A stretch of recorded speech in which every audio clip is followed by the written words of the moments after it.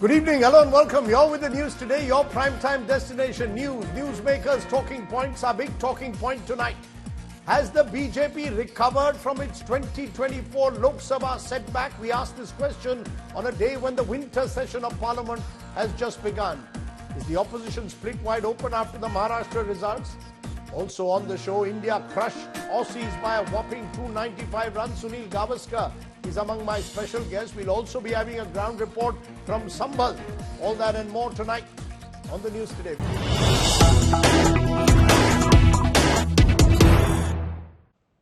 But first to the breaking news at this moment. Devendra Fadnavis has emerged as a clear front-runner for the Maharashtra Chief Minister race.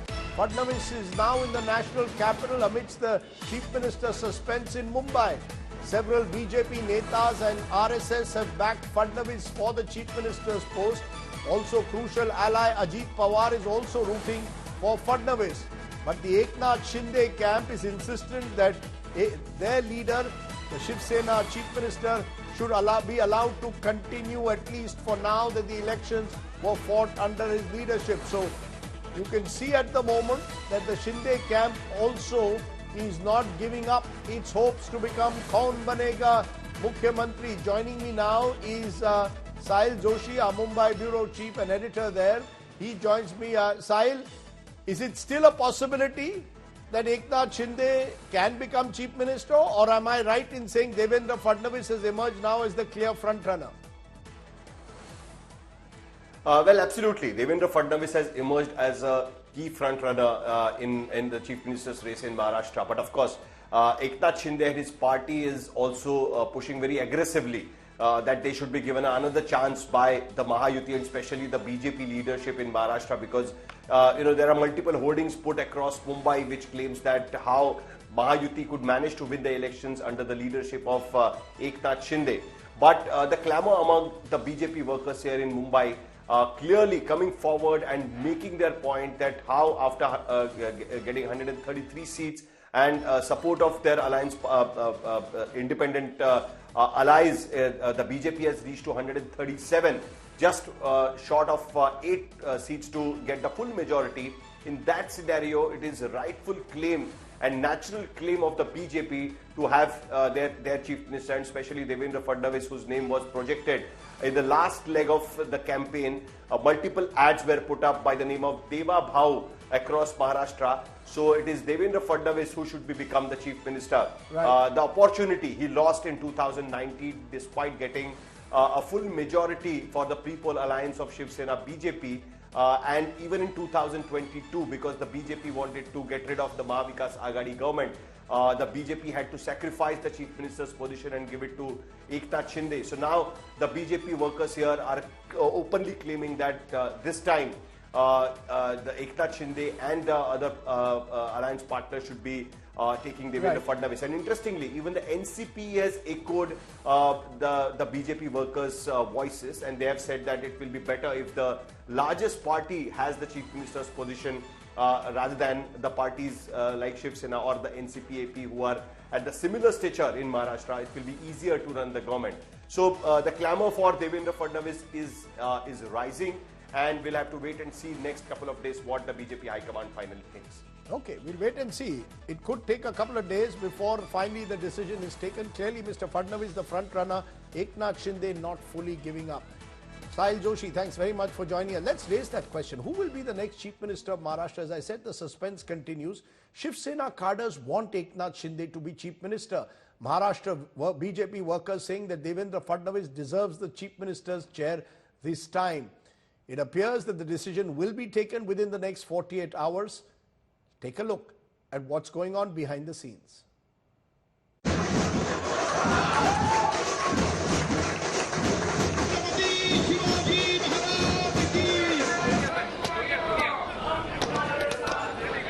After the historic landslide in Maharashtra, the race to become Chief Minister begins in all earnest.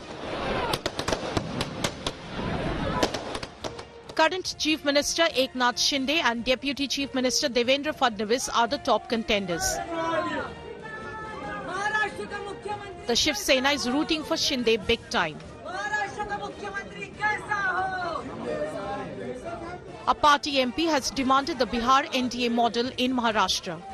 Bharatiya Janata party ने बिहार में संख्या पर देखा नहीं, लेकिन छोटी party है, उसको बड़ी करने के लिए नीतीश कुमार को सीएम पद दिलाया।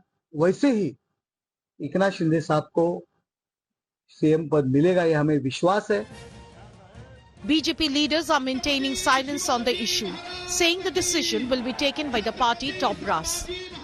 केंद्र के हमारे वरिष्ठ नेतृत्व जो है, माननीय प्रधानमंत्री जी है, अमित भाई है, हमारे नड्डा जी है, हमारा केंद्रीय एक पार्लियामेंट में बोर्ड होता है, उसमें सारी चर्चा होगी। अभी वो चर्चा करना नेतृत्व का सवाल है, नेतृत्व चर्चा करता है, तो मुझे लगता है जब भी बैठक होगी इसमें निर्णय होगा। Amid the suspense, sources tell India Today Ajit Pawar is backing Devendra Fadnavis as the Chief Minister. What has squared the pitch for Chief Minister Shinde is the big majority won by the alliance. The BJP on its own is just a few seats short of majority. While Shinde camp is claiming Shiv Sena UBT MLAs are in touch with them, the NCP is making similar claims about NCP SP MLAs. कल रात से ही शिंदे साहब के संपर्क में 4-5 MLA है, उनका क्या करना है, कैसा पार्टी में लेना है, वो फाइनल बाद में किया जाएगा। As the suspense over Chief Minister continues, all eyes are on the BJP leadership. The top brass is known to throw up surprises. Will it throw another googly or stick to tried and tested names for Chief Minister post? Bureau Report, India Today. As you can see, the BJP jubilant in Maharashtra, and not surprisingly, Prime Minister Narendra Modi, all guns blazing ahead of the winter session of Parliament. Fresh off that Maharashtra win, the Prime Minister trained his guns on the Congress party, taunting it by saying that it has lost nearly 90% of the elections since 2014. Will this Maha victory momentum then power Narendra Modi ahead? Take a look at what happened on the first day of the winter session of Parliament.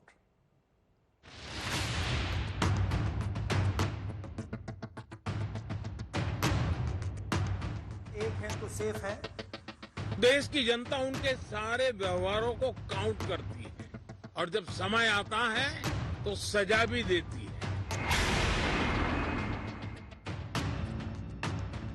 Prime Minister Narendra Modi takes the wind out of opposition sails with the BJP winning a landslide in India's second largest state, Maharashtra. The victory that came right ahead of the winter session of Parliament has left the opposition India bloc badly bruised and divided. Prime Minister Modi hammered the point in his media briefing before House proceedings began on Monday, targeting the principal opposition party, Congress. 80-90 बार जनता ने जिनको लगातार नकार दिया है, वे न संसद में चर्चा होने देते हैं, न लोकतंत्र की भावना का सम्मान करते हैं, न ही वह लोगों की आकांक्षाओं का कोई महत्व समझते हैं। On the other side of the fence, as the India bloc met to chart out their plan for the session, there was one prominent absentee, the Trinamool Congress. Later, the Congress raised the indictment of industrialist Gautam Adani by a US court in Parliament. ये इतने ज्यादा prime minister गए हैं, वहाँ इनको contract मिला है। मोदी जी के सपोर्ट से ये सब कुछ हो रहा है, इसका असर देश पे पड़ रहा है। ये हम उठाना चाहते थे, लेकिन इसको हमको मौका नहीं दिया गया।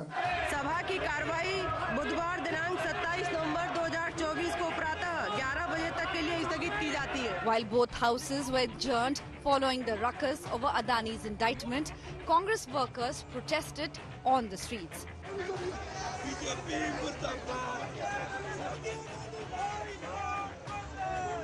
The bid to corner the Modi government, however, will be a challenge for the opposition. A lot has happened since June, when the BJP failed to win majority on its own in the Lok Sabha polls. The tsunami in Maharashtra, which sends 19 members to the Rajya Sabha, means that the BJP will raise its tally in the upper house in the future.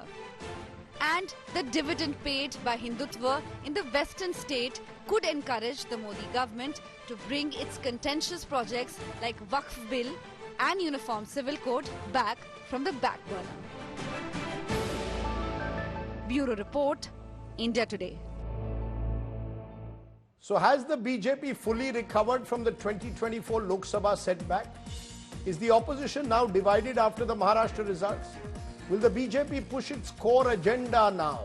These are some of the questions I will raise now. Mohan Krishna is a BJP leader from Karnataka. He represents the Bharatiya Janata Party. I'm joined by Brijinder Singh, former MP of the Congress, joins me. Saket Gokhale is member of Parliament, Rajya Sabha of the Trinamool Congress. And Professor Jyotsna Tirunagri is a national spokesperson, TDP. I appreciate all our guests joining us. I want to come to my Congress guests first, Brijinder Singh, because I recall when the monsoon session took place, Rahul Gandhi was all guns blazing, targeting the Prime Minister time and again. Has the wind been taken out of his sails by what happened in Maharashtra? Yes, you all won Jharkhand as an India alliance, but you lost in Maharashtra and lost badly. Are we now to accept that 2024 Lok Sabha was an aberration? No, not at all. Rahul Gandhi is still going to be all guns blazing as he has been over the last few days also on this whole indictment of Adani's in the US court in New York. Mm-hmm. And I'm pretty sure the Congress and the rest of the opposition will be training their guns on the government, mm-hmm. asking them to answer. These are really issues concerning our nation's financial health. They have to be answered. The biggest corporate entity in the country is being kind of held to account, and the government is just trying to wish it away, as they've done in the past also. They're just trying to brazen it out, but I don't think this time it's as simple as that. It's a legal issue where people, the entities have been directly named, they've been indicted, and indicted for what? Indicted for the corruption or the bribe money which they were offering for getting contracts in India, the solar contracts, and raising money in the US market, the bond market, for this purpose. So it's the US citizen which is involved, and their federal agencies are taking note of that and have come up with a case and indictment like our charge sheet. You're saying despite the setback in Maharashtra, you will still continue raising issues like Adani, and Adani specifically is the issue that you intend to raise. Am I correct in this winter session?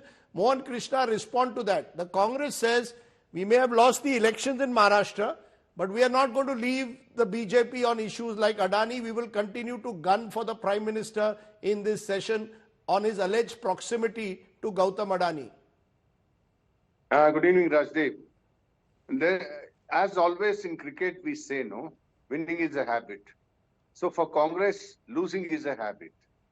From 2014 onwards today, 90% of the election, as rightly said by the Prime Minister, they have lost the elections, irrespective of the ideologies, the kind of approaches to the people, to the freebies, everything they have tried in last 10, 11 years. But unfortunately for them, nothing is getting into success level. So are you saying, Mohan Krishna, that the BJP believes it has fully recovered from its Lok Sabha setback? Truth of the matter is you also lost in Jharkhand. You won in Maharashtra and won big time, but you lost Jharkhand. So it's not as if it's even the one Lok Sabha seat of Maharashtra of Nanded was actually won by the Congress. Interestingly, the Vidhan Sabha clear sweep, the one Lok Sabha seat in Nanded won by the Congress. Rajdeep, I would like to reiterate one thing. We might have lost many elections in last 11 years, but still the popularity of the Prime Minister and of course the major impact of the deliveries, direct deliveries schemes given by the Prime Minister in the past in the past, if you remember well, India was fighting for three things: Bijli, Sadak, Pani. We have cleared that. Today we are talking of advanced India or a superpower India or an India where we take care of the people in the world. That is Vishwanayak. That is Vishwa Agramanya. That is the superpower. Now coming to the point of what Congress is talking of Adani, Mr. Kharge and Mr. Brijender Singh, what he was saying, they have every right to oppose things, but in a rightful manner by not stalling the parliament session. No, but if they are not allowed to speak, what do they do? No, Mohan Krishna, if the Congress wants to raise Adani and the speaker doesn't allow them to speak on Adani, it seems that the Lok Sabha and Rajya Sabha chairman do not want the word Adani even mentioned in parliament. You will recall that 2 years ago, even the references to Adani were expunged. It seems as if government doesn't want to touch the Adani issue. Why don't you have a full debate in parliament on the Adani question? Rajdeep, there is a way and there are pointers to come to take up the issue in the parliament.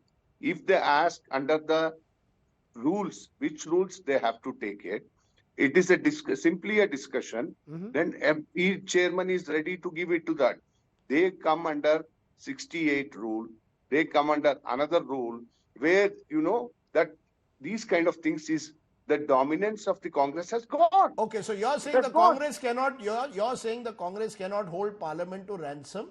The Congress dominance is gone. Interestingly, Saket Gokhale, the Trinamool Congress did not attend the India Alliance meeting. This comes a day after one of your leaders, Kalyan Banerjee in Kolkata, said Mamata Banerjee should be the leader of the India Alliance. And when the Congress was stalling the House today on Adani, the Trinamool Congress stayed away. Am I to understand the Trinamool Congress and the Congress are no longer on the same page? Am I correct? Hi, good evening, Mr. Sardesai. I mean, let me clarify something very straight up. This was in the news as well. Today, yesterday we didn't attend the meeting because our leadership was all in Kolkata today. Our floor leaders in the Lok Sabha, our floor leader in the Rajya Sabha, Mr. Shridhar Bandyopadhyay in Lok Sabha, Derek O'Brien in Rajya Sabha, they were both in Kolkata because our national executive meet of the party was happening today, chaired by the Honorable Chief Minister Mamata Banerjee. So it wasn't that, you know, they were in Delhi and chose to stay away or boycott. Nothing of that sort. No, you did not stall parliament today like the Congress on the Adani issue. Are you trying to slowly but surely distance yourself from the Congress, particularly after the Congress targeted you on the RG car, handling of the RG car hospital issue? Is there a sense that the Trinamool and the Congress are no longer on the same wavelength? See, here's the thing. At the end, when you say India Alliance, Mr. Sardesai, we are the only opposition party today. We are the third largest opposition party in parliament, second largest opposition. We are not electoral allies of the Congress. Just a few days ago, 2 days ago, when the day the Maharashtra elections happened, the bypoll results also came out in West Bengal. We got 6 out of 6 seats. 5 we retained, 1 we got from the BJP. The Congress had put up candidates against us. So unlike the other parties in parliament, be it the Shiv Sena in Maharashtra or the NCP, Sharad Pawar or any of them, we are not electoral allies of the Congress. Even in the Lok Sabha, we fought alone in West Bengal. Where does this leave the India Alliance? All the talk was in June 2024, how the India Alliance has got strengthened. Today you're saying on the program very clearly, we are not electoral allies of the Congress, and it appears that you do not even have a joint parliamentary strategy anymore. No, Mr. Sardesai, I said these exact words. In fact, you had even played it. I said these exact words that we, in terms of the India Alliance, I said we are not electoral allies. I said this 2 months ago as well, which is a fact. But that doesn't change that all opposition parties on a lot of issues, we are like-minded parties. On Adani? On the Adani issue, are you on the same wavelength on the Adani issue? Of course, corporate corruption is an issue, definitely. Who will deny that? Why are you not? Congress is calling for a JPC. You're not calling for a JPC. No, we have had a stand since 2004. In fact, 98. During the Kargil coffin scam, we were a part of the government. That's the last time we asked for a JPC. We believe that the way the BJP dominates, you see what is happening with the Waqf Amendment Committee. BJP dominates the JPCs. There can never be a solution. They're filled by BJP members, which is why we believe there should be a court-monitored probe. But JPC will be useless. But that doesn't mean we're not against the corruption of a corporate group like Adani. We are not against the fact that bribes have been allegedly given and taken. But there are also other issues such as price rise, inflation, Manipur. Manipur is burning. What has happened in Sambhal recently? There is issues, and for us, very importantly, Mr. Sardesai, see, the Congress might be in a lot of other states. For us, the importance, the primacy of issues goes to Bengal. The fact that we've been deprived of funds. For the Trinamool, Bengal will always be first priority. Okay. So Congress might not take up Bengal issues, but for us, issues faced by the people of Bengal will always be at number one priority. Okay, let me, I can see Mohan Krishna raising his hand. Very quickly, Mohan Krishna, and then I'll get you Brijendra Singh, but quickly, Mohan Krishna.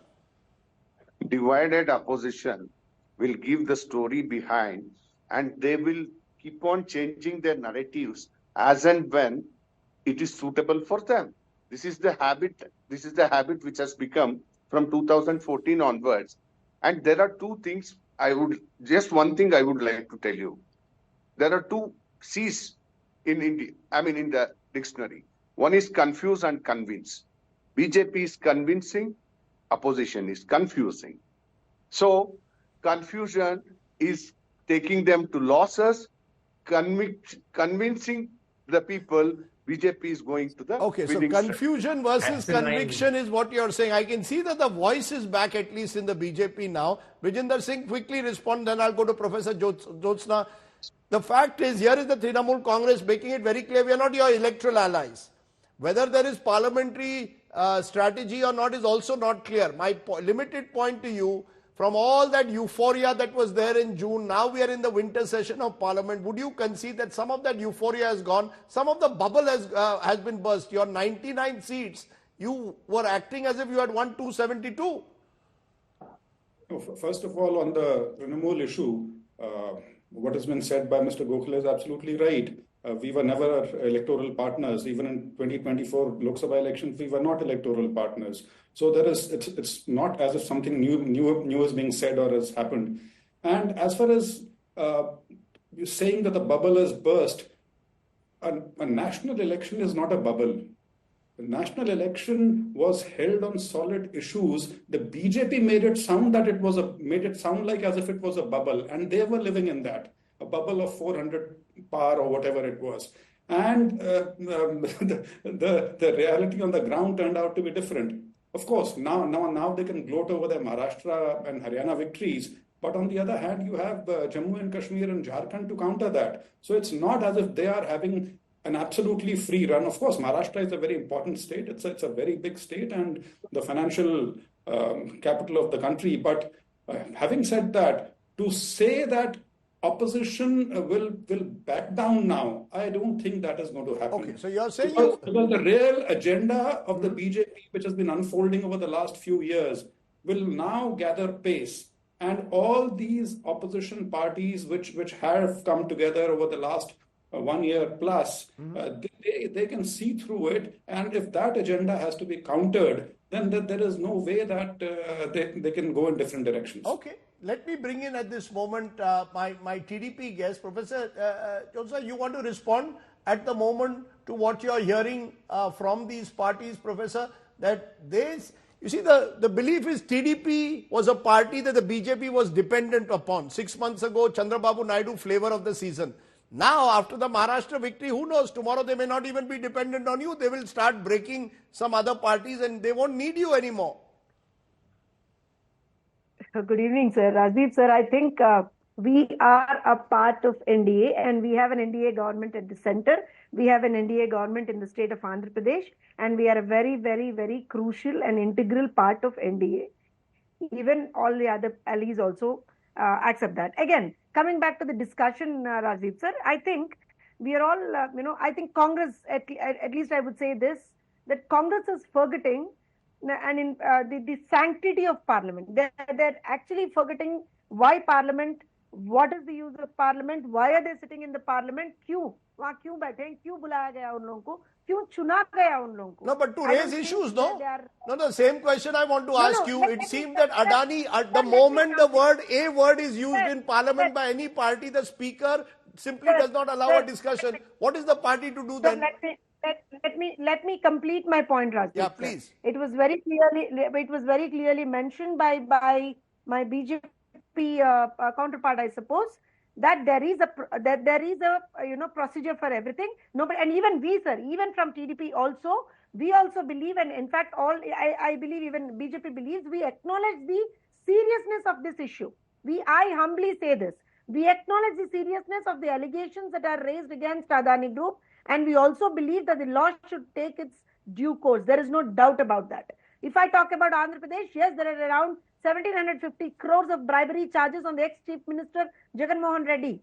So definitely, law should definitely take its due course. There is no doubt about it. Should there be a debate in Parliament on it? Sir, let me come to that, sir.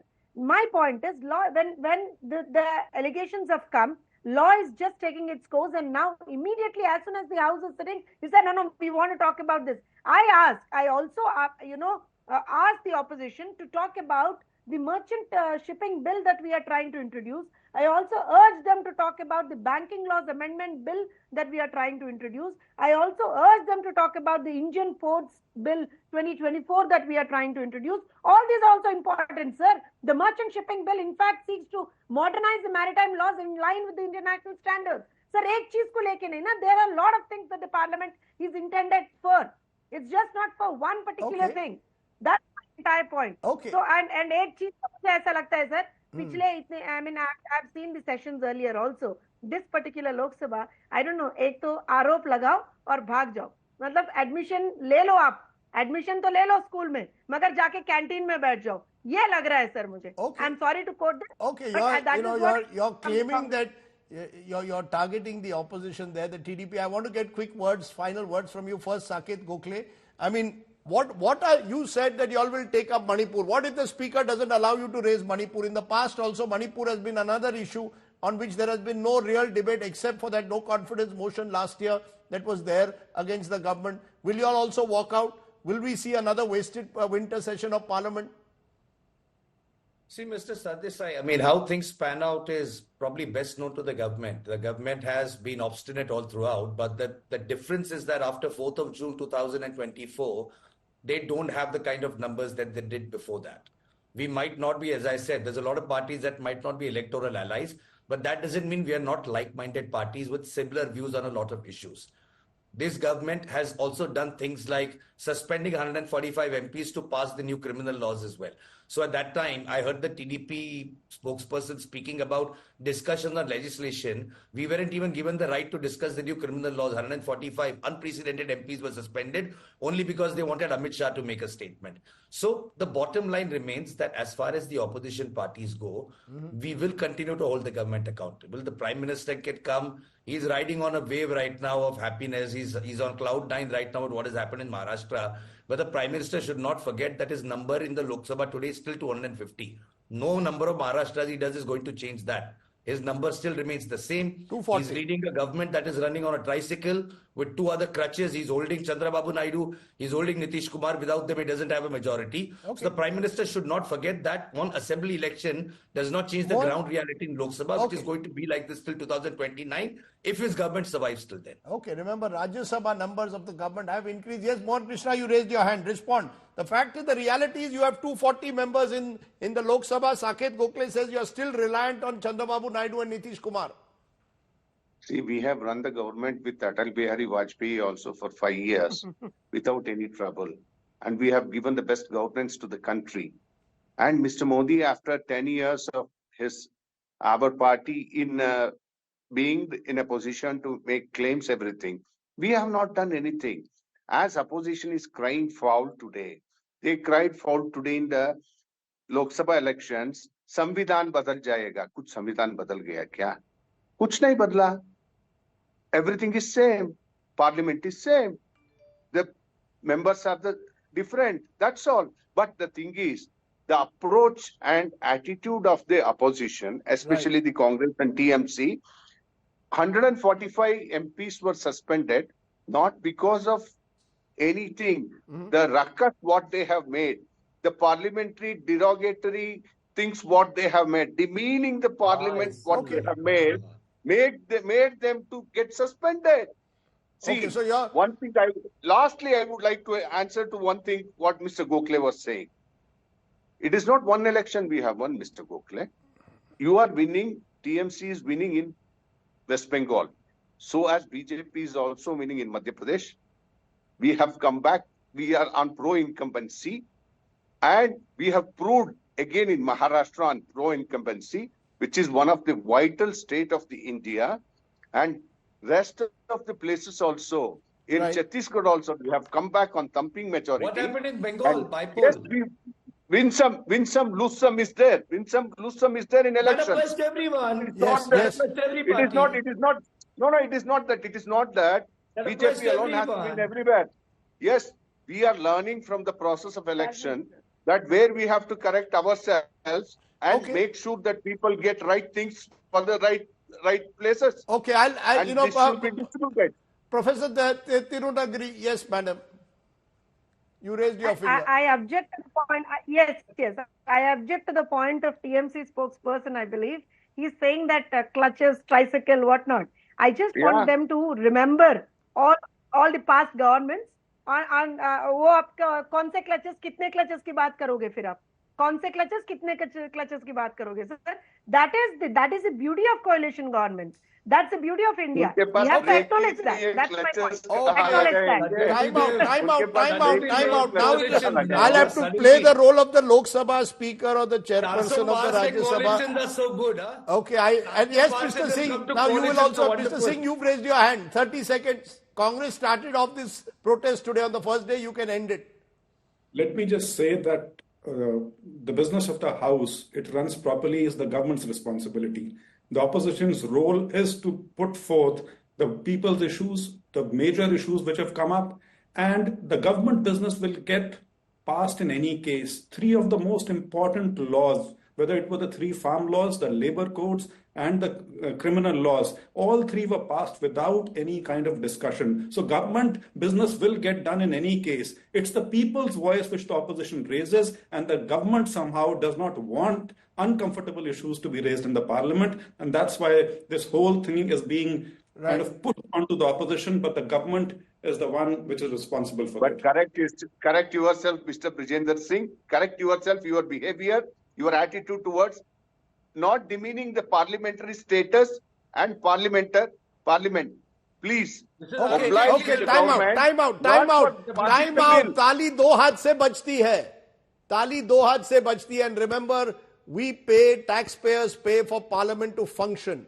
And the fact is, it is the responsibility of the treasury benches to get parliament to function. It's the responsibility of the opposition to work constructively with the government.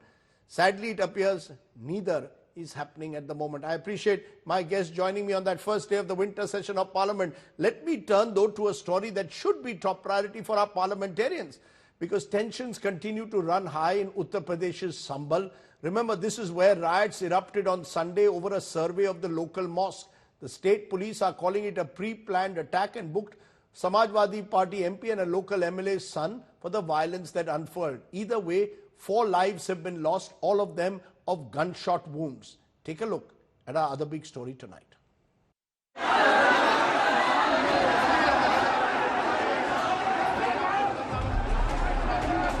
Arson, stone pelting,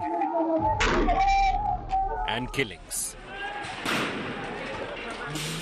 Violence broke out in Sambhal on Sunday after protesters opposed a survey of the local Shahi Masjid conducted by a court-appointed panel.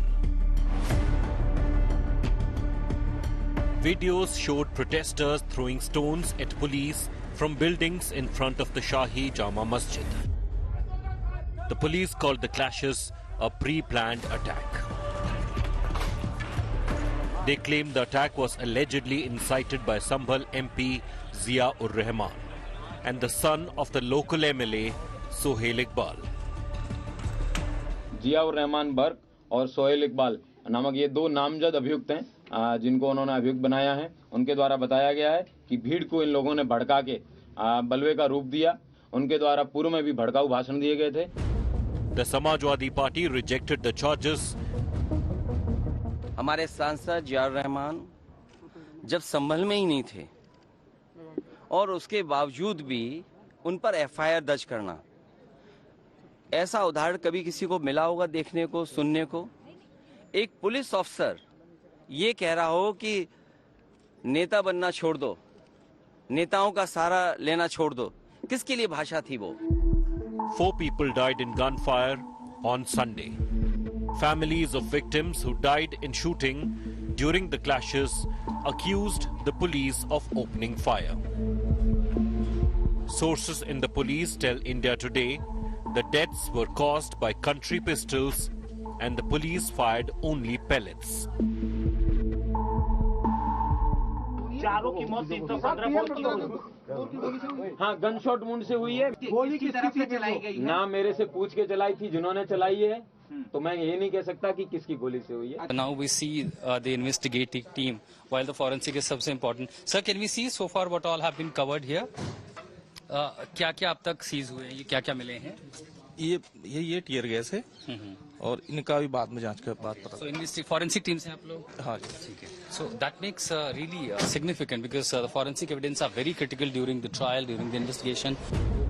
The police are investigating what sparked the violence. This time भीड़ इकट्ठा हो रही थी पानी को देखकर कि वहाँ भ्रम की स्थिति है, खुल रही है, तब उन्होंने उनसे सीओ साहब से ये मालूम करने की कोशिश करी कि आखिर जामा मस्जिद में क्या हो रहा है, तो उन्होंने उन्हें गालियां दी और लाठीचार्ज करा दिया और ये भी कहा कि अगर ज्यादा सवाल जवाब करोगे तो सबको ठोक दूंगा। जफर साहब ने बोला कि लोगों में यह भ्रम फैला कि मस्जिद में खुदाई हो रही है, जबकि किसी प्रकार का कोई भ्रम नहीं था। आप सोच के देखिए, खुदाई में मिट्टी निकलती है, खुदाई में पानी नहीं निकलता, और जो नाली वो बता रहे थे जिसमें लोगों ने देखा, उस नाली में पानी रेगुलर बहता है। A political slugfest has erupted over the survey ordered by a local court based on a petition claiming that the Mughal-era mosque was built by demolishing a temple at the site.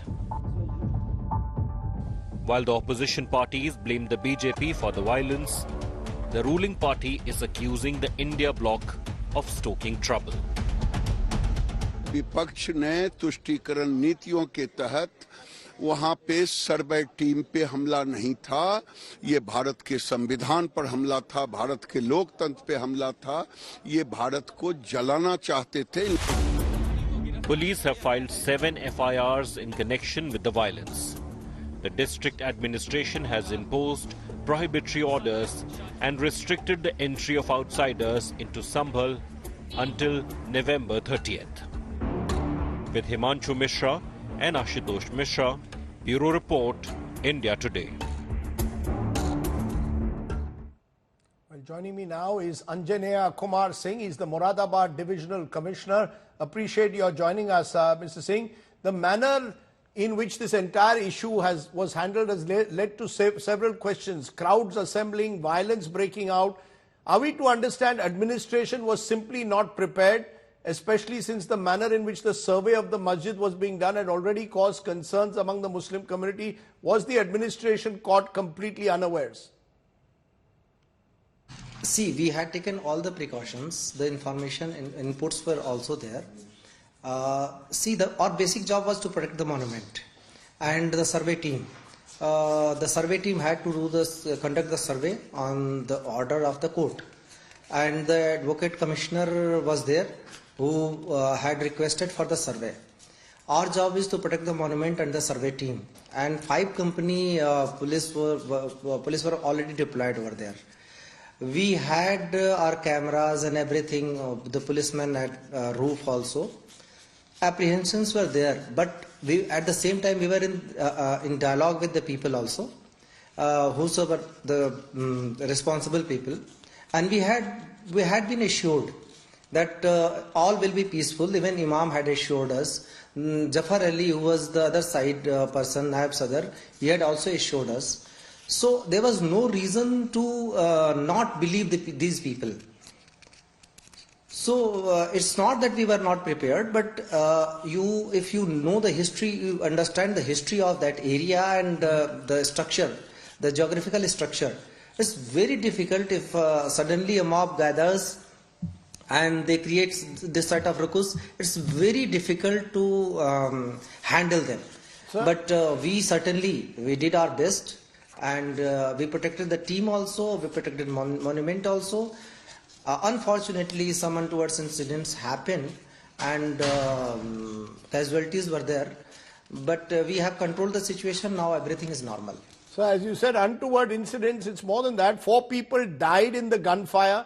Police now say they did not open fire. Is there clarity then? How did these 4 people die? What really happened?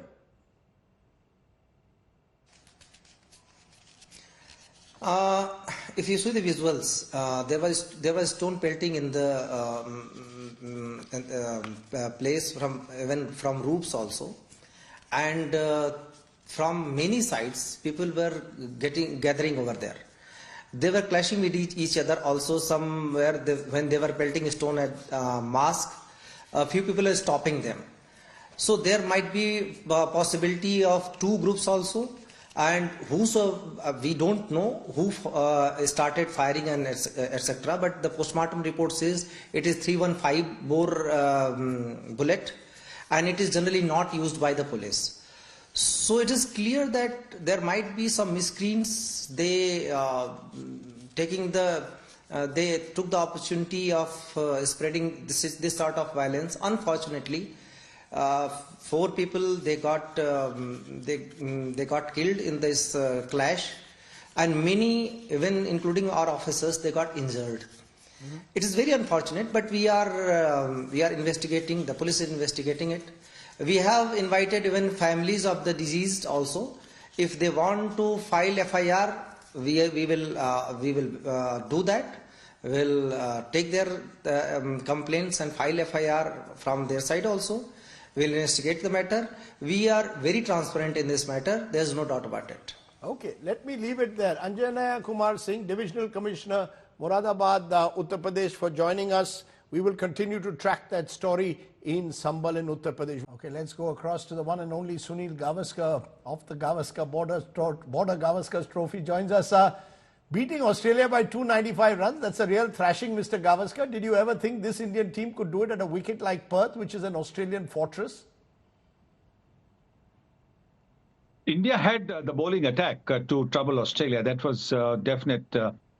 But this massive margin was not something that was easy to think of, because even Australia has a very good pace attack. But 295 runs is a massive, massive win. You know, what a performance though, Mr. Gavaskar, by Jasprit Bumrah. That 5 wickets in the first innings, then 3 in the second. Is he, in your view, now the best Indian fast bowler ever? Let's not compare, because there have been some very, very great bowlers earlier. There's been Kapil Dev, who was also bowled India to loads of victories. So let us just be happy with the fact that we've got another great bowler in Jasprit Bumrah. The other one is Yashasvi Jaiswal. What a knock by someone who's just 22. This spectacular century. What stands out for you in his batting that he's doing so well, Mr. Gavaskar, Yashasvi Jaiswal?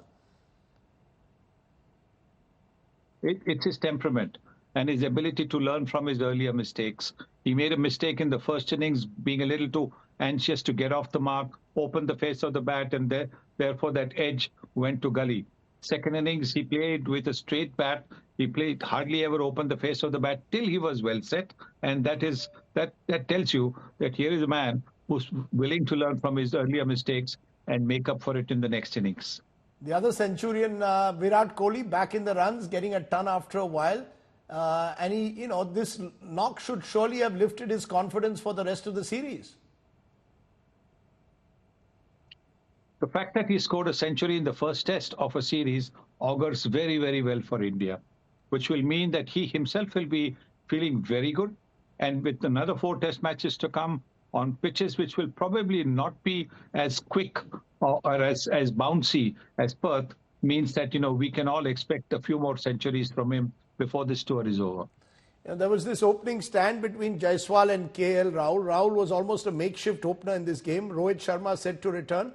What do you expect now? The big question, should KL Rahul bat down the order or should Rohit Sharma bat down the order? I think that is most likely to happen. Rohit will want to open the batting in the Adelaide Test match, and Rahul will bat at number 6. Number 3, Shubman Gill will come and take Padikkal's place, and Rahul will take Dhruv Jurel's place at number 6. That looks to be the likely scenario. One final question, Mr. Gavaskar. You told us last month that you expected India to win this series. This despite that 3-0 loss to New Zealand at home. Are you now feeling even more confident? And what's the scoreline you're looking at in Australia now? Definitely more confident after this win.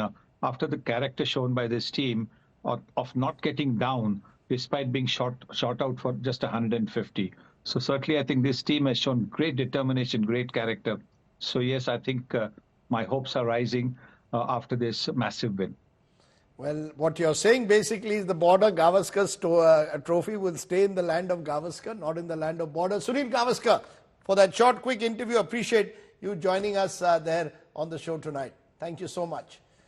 Okay, I want to leave you with an even happier image, or just an image that shows how cricket has changed in this country.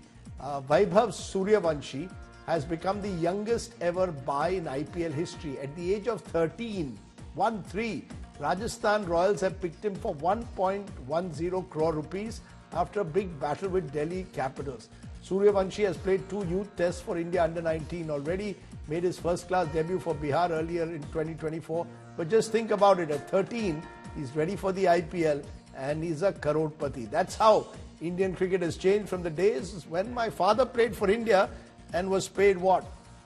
250 rupees a test match. That was another era. Good luck to this young man. Vaibhav Suryavanshi is our image of the day. Stay well, stay safe. Good night, Shubh Ratri. Jai Hind. Namaskar.